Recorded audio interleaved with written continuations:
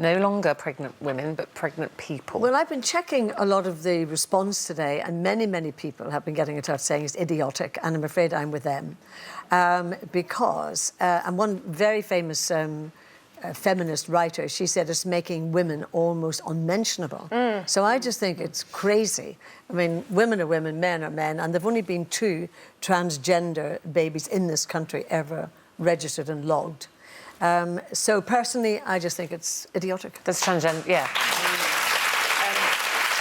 I mean, I am a woman, and when I was pregnant, I was a pregnant woman, and I don't see why I should have to have a completely different description to, and also I do question whether this pressure or this initiative has actually come from the transgender community. I'm not sure that they would actually, ask interesting for you this say at that, all. Jane, because Jessica, who is a transgender woman, has got in touch and said, as a transgender, this puts a bad light on our community. Exactly. We all know male to female transgender people can't get pregnant. Yeah. A lot of us wish we could live like biological women, but the fact is, they can't. So, you know, and I think like you, it's almost like saying the word woman now or man is becoming a dirty word.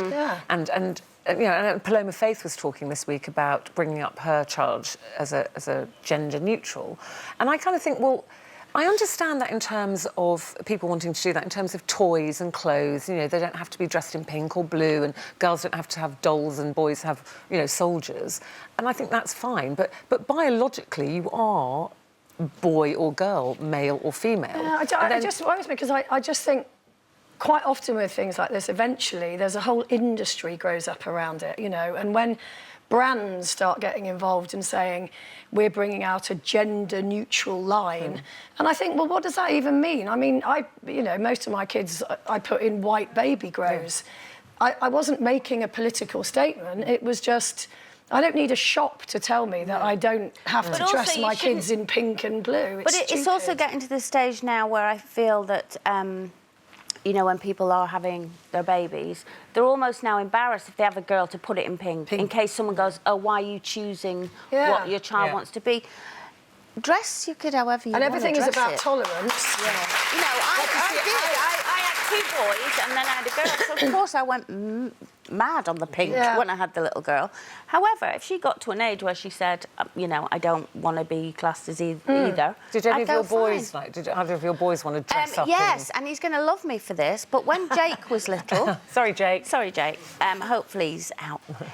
When he was about 2 or 3, he loved dolls, prams, and dolls' houses, and he was this little ruffian with a crew cut, and he'd walk round with his little dolly under his arm. And I remember people going, oh, why are you not worried about that? And I said, well, A, worried about what? He is going to be whatever he wants to be. And also, no, he just sees it as a toy. He's 3 years old. As a parent, you should support them at every stage, whatever they want to be. But I think